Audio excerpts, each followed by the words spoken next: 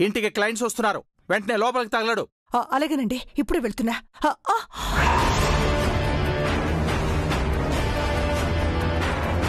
చిచ్చి పనికి మాలిన దానా, ఏ పని సరిగా చేయటం రాదా? ఇంటికి క్లయింట్స్ వస్తున్నారంటే కావాలని లేట్ చేస్తున్నావు నువ్వు? లేదండి, వెళ్తున్నాను. క్లయింట్స్ ముందు తన గురించి చెప్పాలని ఆశ కాబోలు ప్రసాద్ అక్కకి. అదేం లేదు భువనా. కర్మ కర్మ.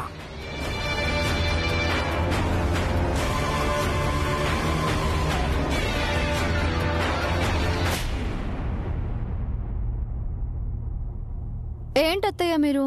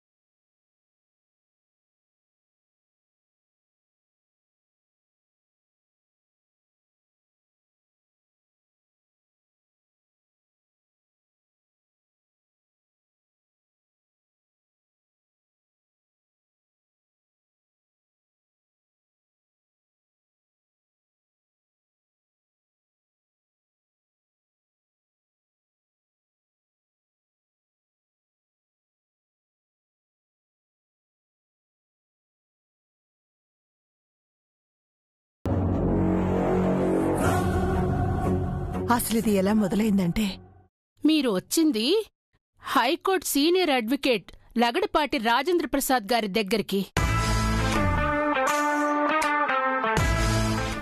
ఇప్పటి వరకు ఈయన ఒప్పుకున్న ఏ కేసు ఓడిపోలేదు. అవతలి వాళ్ళని ముప్పు తిప్పలు పెట్టించి తీర్పు మీకు అనుకూలంగా వచ్చేటట్టు చేస్తారు. ఆ నమ్మకంతోనే వచ్చామమ్మా. ఫీజు ఎంతైనా పర్వాలేదు, మా ఆస్తి మాకు రావాలి. ఇదిగోండి అడ్వాన్స్.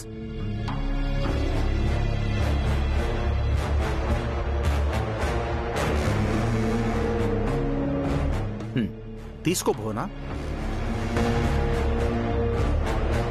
కేసు నా చేతిలో పెట్టారు, మీరు నిశ్చింతగా ఉండండి. మీ ఆస్తితో పాటు మీ దాయాదుల ఆస్తి కూడా మీకు వచ్చేలా చేస్తాను.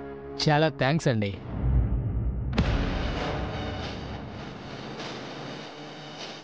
భువనా, కాఫీ అక్కడ పెట్టక్క.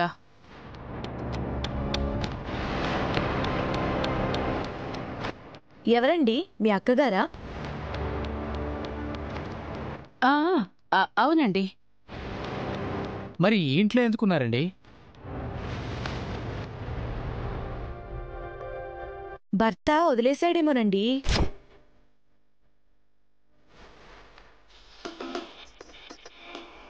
పాపం లాయర్ గారే విడాకులిప్పించి జాలిపడి ఇంట్లో పెట్టుకున్నారేమో.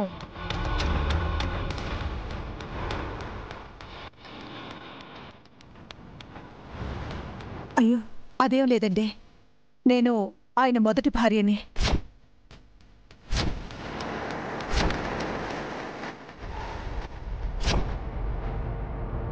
తరువాత భువనని పెళ్లి చేసుకున్నారు.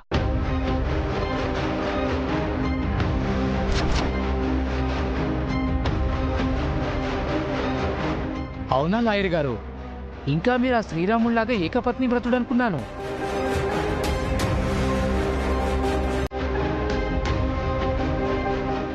మీకు ఇద్దరు భార్యలా? మీ ముందే ఈవిడ గారు కాలు మీద కాలేసుకుని దర్జాగా కూర్చున్నప్పుడే నాకు అనుమానం వచ్చింది.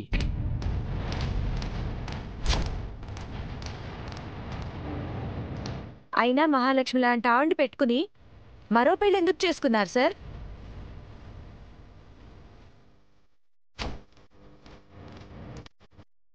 న్యాయం కోసం వాదించే మీలాంటి వాళ్లే ఇలా చేస్తే సామాన్యుల పరిస్థితి ఏంటి సార్?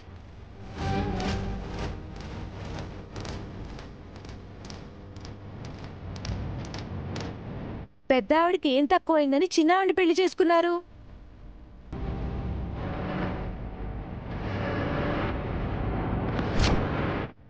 అయినా మీ ఇంటి గొడవలు మాకెందుకులేండి, మా కేసు గెలిపించండి చాలు. వెళ్ళొస్తామండి.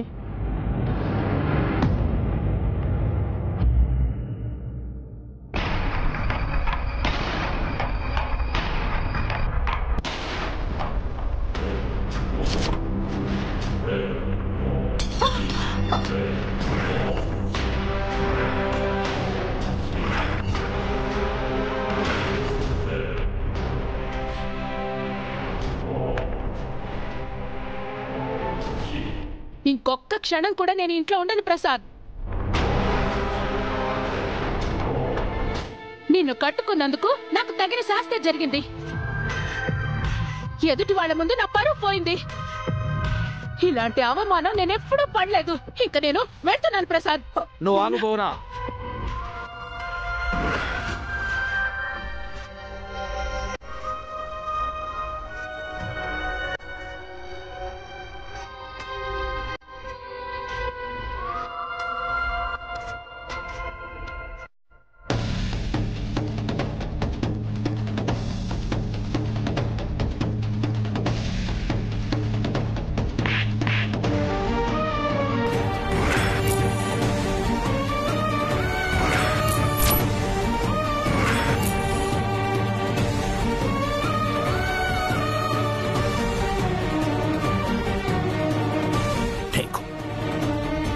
నీకెంత ధైర్యం ఉంటే నా రెండో పెళ్లి గురించి చెప్తావు? క్షమించండి, పొరపాటున వచ్చేసింది. పొరపాటున కాదు, నన్ను అవమానించడానికి అలా చెప్పావు. లేదు భువనా, వాళ్ళు భర్త వదిలేశాడు, విడాకులు ఇచ్చాడు అని ఏదేదో అంటుంటే తట్టుకోలేక చెప్పేశాను. కరెక్ట్, వాళ్ళు చెప్పిందే కరెక్ట్. నిన్ను ఏనాడో వదిలించుకోవాల్సిందే, విడాకులు ఇవ్వాల్సింది. ఇన్నాళ్ళు ఇంట్లో పెట్టుకుని భరించాను చూడు, అది నా బుద్ధి తక్కువ. వెళ్ళు, ఇంట్లోంచి బయటకు వెళ్ళు.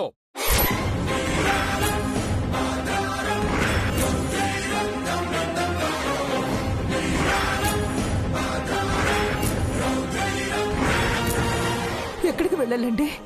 ఇంట్లోంచి వెళ్ళిపోయాడు కదా నీ కొడుకు, వాడి దగ్గరికి వెళ్ళిపో. లేదండి, ఇదే నా ఇల్లు, మీరే నా దైవం. మిమ్మల్ని విడిచి నేను ఎక్కడికి వెళ్ళను. చనిపోయేంత వరకు ఇక్కడే ఉంటాను. ఉండి మమ్మల్ని అవమానిస్తావా? మా పరువు తీస్తావా? మా గౌరవాన్ని గంగపాలు చేస్తావా? తనుంటే నేనుండను ప్రసాద్. తనో నేనో తేల్చుకో.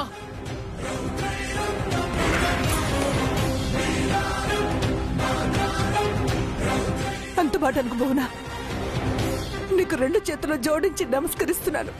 ఏమండి, మీ కాళ్ళు పట్టుకుంటానండి, నన్ను బయటకు పంపించకండి. నా ప్రాణం పోయేంత వరకు మీ కాళ్ళ దగ్గరే పడుంటానండి.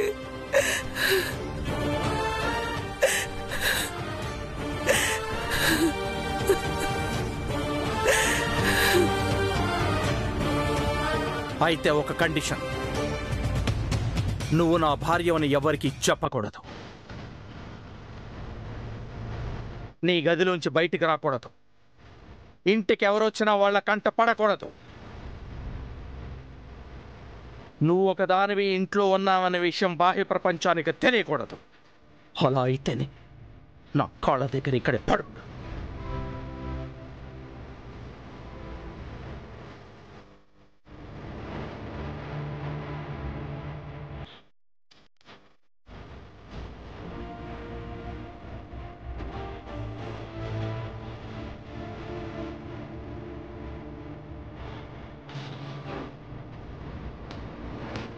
అలా ఆ రోజు నన్ను ఆయన ఆజ్ఞాపించారమ్మా. బయట వాళ్ళు ఎవరైనా వస్తే నన్ను ఈ రూమ్లోనే ఉండిపోమంటారు. అప్పట్నుంచి ఆయన మాట నేను చెవదాట్లేదు. చాలా దారుణం అత్తయ్య. కట్టుకున్న భార్యని కట్టు బానిసలా మార్చి, ఈ గదిని ఇలా మార్చి మిమ్మల్ని ఖైదీని చేశారు. లేదమ్మా, నేనిది జైలు అనుకోవటం లేదు. నా దేవుడు ఉంటున్న దేవాలయం అనుకుంటున్నాను. నాకాయన పరువు గౌరవం ముఖ్యం. మరి మీ వ్యక్తిత్వం, ఆత్మ గౌరవం, వీటికి మీ మాట ఏంటత్తయ్య? అసలు ఎన్నాళ్ళని ఇలానే ఉండిపోతారు?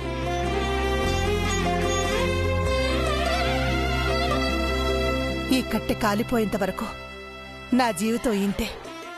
నా కళ్ళ ముందు నువ్వు, హర్ష, మంగా ఉంటే చాలు. మీకు చాలా ఓపిక అత్తయ్య. ఎన్ని బాధలు భరిస్తున్నారు. చాలత్తయ్య, ఇది కంటిన్యూ అవ్వకూడదు అత్తయ్య.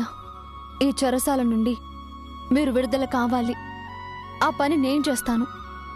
అలా అని హర్షలా నువ్వు కూడా ఆయనతో గొడవ పడకమ్మా. నాకు ఈ జీవితం కూడా బాగుంది. గొడవ పడనత్తయ్య. ఈ సమస్యలన్నింటినీ సామరస్యంగానే పరిష్కరిస్తాను.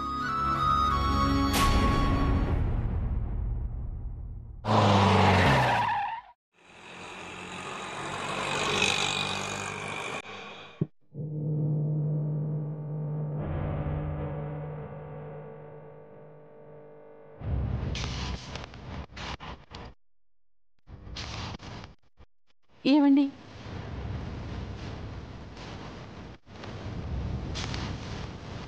చూడు, లాయర్ గారితోనే మాట్లాడు, నాతో ఏం మాట్లాడకు. అది కాదండి, నా మాట వినండి.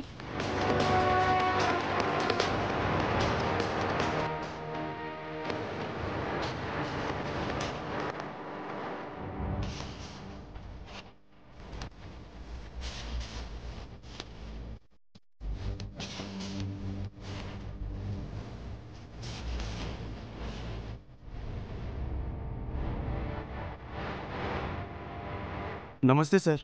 నమస్కారం. తలకా కట్టేంటయ్యా? నమస్తే సార్. నమస్కారం, కూర్చోండి. చెప్పు. ఇప్పుడు చెప్పబోయే సుబ్బారావు, తలకా కట్టేంటి? ఏం చెప్పమంటారు సార్, నిన్న నా ఫ్రెండ్ బర్త్డేని పార్టీకి వెళ్ళాను. సరదాగా 2 పెగ్గులు తాగాను. ఆ మాత్రం దానికే ఇదిగో ఈ పిశాచి నా మీద చేయి చేసుకుంది. నా తలని గోడకేసి బాధింది సార్. ఎందుకండి అబద్ధం చెప్తారు? రాత్రి తాగిన మత్తులో పని మనిషి చేపట్టుకున్నారు. అది తప్పని నేను చెప్పబోతే మీకు మీరే తలని గోడకేసి బాదుకున్నారు. విడాకులు తీసుకుందాం, విడిపోదామన్నారు. అవునే, నువ్వు నాకు నచ్చలేదు, నేనేతో వేగలేను. మనం కలిసి కాపురం చేయడం కష్టం. నాకు విడాకులు కావాలి. ఎందుకండి అలా మాట్లాడతారు? మీరెన్నిసార్లు తప్పదాగి ఇంటికి రాలేదు? నేనేమన్నా అన్నానా? మీకు కావాల్సినవన్నీ చేసి పెడుతున్నాను కదా. లాయర్ గారు, దీంతో మాటలు అనవసరం. ఇది ఏదో ఒక రోజు నన్ను చంపేస్తుంది. నాకు విడాకులు కావాలి. ఫీజు ఎంతైనా పర్వాలేదు. ఆయన చెప్పేవన్నీ అబద్ధాలు సార్. నేను ఆయన్నేమీ అనలేదు సార్. నిజం సార్. చూడమ్మా, రేపు ఇతని ఈ కట్టుతో కోర్టుకెళ్తే నీకు శిక్ష పడుతుంది. నువ్వంటే ఇష్టం లేదంటున్నారు కదా, ఎందుకు అతనితో కాపురం చేయటం? విడిపోయి ఎవరు బతుకులు వాళ్ళు బతకచ్చు కదా. నేనంటే ఎందుకు ఇష్టం లేదో చెప్పమనండి సార్. పెళ్లి చూపుల్లో స్లిమ్గా ఉంది సార్, ఇప్పుడు డ్రమ్మలా తయారైంది. ఇది నా పెళ్ళామని చెప్పుకోవడానికే సిగ్గుగా ఉంది. ప్రసవం అయిన తర్వాత బరువు పెరిగాను సార్. నేనేం చేసేది? అయినా మనుషులు ఎప్పుడు ఒకేలా ఉంటారా? ఇప్పుడున్నట్టు ఈ మేడం రేపు ఉంటారా? బరువు పెరగొచ్చు, తగ్గొచ్చు. నా గురించి ఎందుకు? నీ గొడవ ఏంటో చెప్పు. నేను విడాకులు ఇవ్వను సార్. ఇస్తే నేను నాకు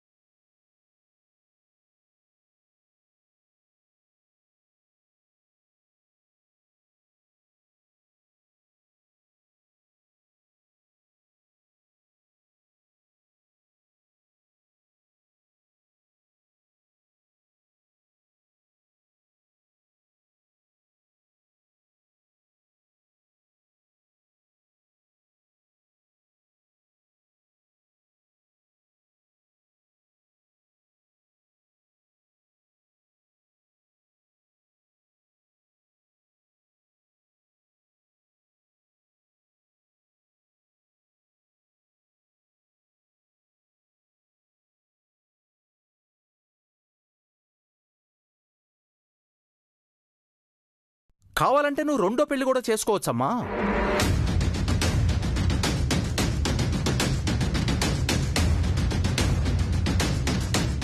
కాదు కూడదు కోర్టుకెళ్తానంటావా? అనవసరంగా ఖర్చులు పెరిగి అప్పుల పాలై తిప్పలు పడడం తప్ప మీరిద్దరూ కలిసి బ్రతకలేరు. ఆయనిచ్చిన డబ్బులు తీసుకుని హాయిగా ఉండు. లాయర్ గారు నీ మంచి కోరే చెప్తున్నారు. నువ్వు సరేనంటే సెటిల్మెంట్ డాక్యుమెంట్స్ రెడీ చేయిస్తాను. రేపే వచ్చి సంతకం పెడితే చట్ట ప్రకారం మీకు విడాకులు ఇప్పిస్తాను. నీకు రావాల్సిన డబ్బు పువ్వుల్లో పెట్టిపిస్తాను. ఏమంటావు సుబ్బారావు? ఇప్పుడు అడిగిన ఇచ్చేస్తాను సార్. నాకు విడిపోవడం ముఖ్యం. ఎంత ఖర్చైనా పర్లేదు. ఏమంటావమ్మా?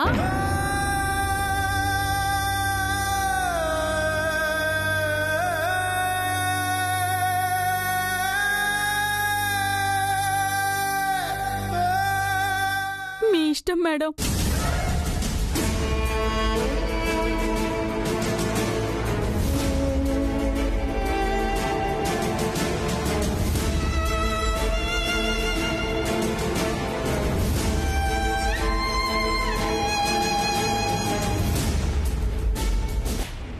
ఎంత ద్రోహం అత్తయ్య! లావుగా ఉందని ఏ భర్త అయినా భార్యకి విడాకులిస్తాడా?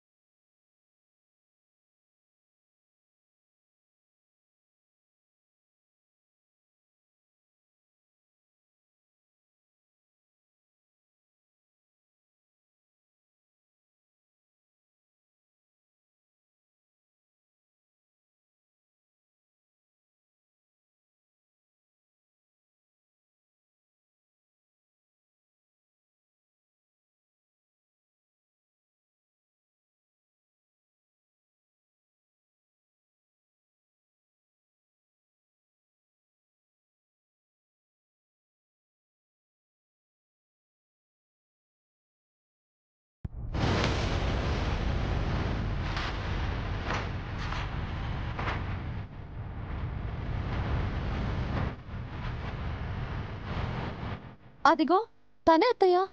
ఆగమ్మా.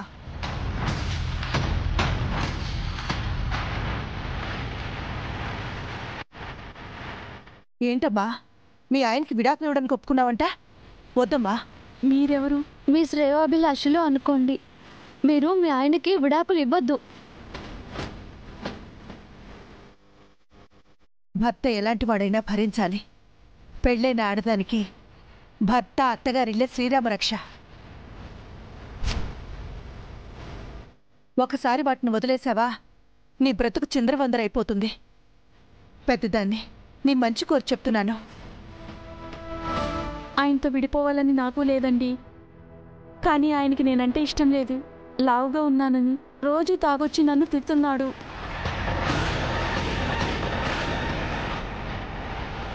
నాతో కాపురం చేయలేడంట. ఎంత డబ్బైనా ఇచ్చి నన్ను వదిలించుకోవాలనుకుంటున్నాడు. అతనంటే మీకు ఇష్టమా కాదా అది చెప్పండి. భర్తతో విడిపోవాలని ఏ భార్యకుంటుందండి? అయితే అతనికి విడాకులు ఇవ్వనని తెగేసి చెప్పు. అలా చెప్తే ఆయన కోర్టుకు వెళ్తాడంట. తీర్పు ఆయనకే అనుకూలంగా వస్తుందంట. నాకు ఖర్చులు పెరిగి అప్పులు పాలవడం తప్ప వేరే ఏ న్యాయం జరగదని లాయర్ గారు అంటున్నారు. ఒత్తినే అలా ఊరికే భయపెడుతున్నారు అంతే. నాకు నా భర్త కావాలి అని మీరు గట్టిగా చెప్తే ఏ జడ్జి కూడా మీకు విడాకులు ఇవ్వరు, విడిపోరు. అలాంటి సెక్షన్ కూడా ఒకటి ఉంది. ఆ చట్ట ప్రకారం మీ సమ్మతి లేకుండా మీ భర్త మీతో విడిపోవడం కష్టం. నిజమా అండి? నేను బలంగా చెప్తే విడాకులు ఇవ్వరా? మా కోడలు చెప్తుంది కదమ్మా, తను చెప్తే అది నిజమే అవుతుంది. నీ భర్తకు విడాకులు ఇవ్వనని ఒప్పుకోనని వెళ్ళి లాయర్ గారితో చెప్పు. కానీ సారేమంటారోనండి? మీరు మీ పాప సంతోషంగా ఉండాలి. మీరు మీ భర్తతోని కలిసి ఉండాలి. వెళ్ళి ధైర్యంగా చెప్పండి. అత్తా కోడళ్ళు కలిసి ఆవిడకు బ్రెయిన్ వాష్ చేస్తున్నారా? ఈ విషయం ప్రసాద్తో చెప్పాలి.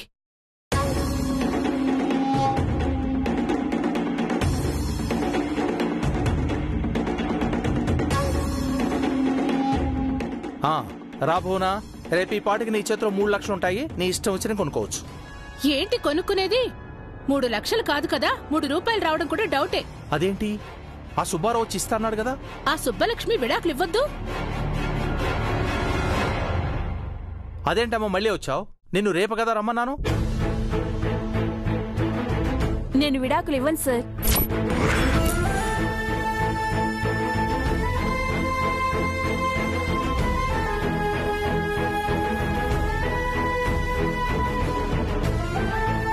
ఇందాక ఒప్పుకున్నావు కదా. ఇప్పుడు చెప్తున్నాను, నాకు నా భర్తే కావాలి, విడాకులొద్దు. నీ భర్త నువ్వంటే ఇష్టం లేదు, నీతో కలిసి కాపురం చేయను అంటున్నాడు. అయినా తాగుబోతూ తిరుగుబోతూ కాపురం ఎందుకు? విడాకులిచ్చి సంతోషంగా ఉండొచ్చు కదా.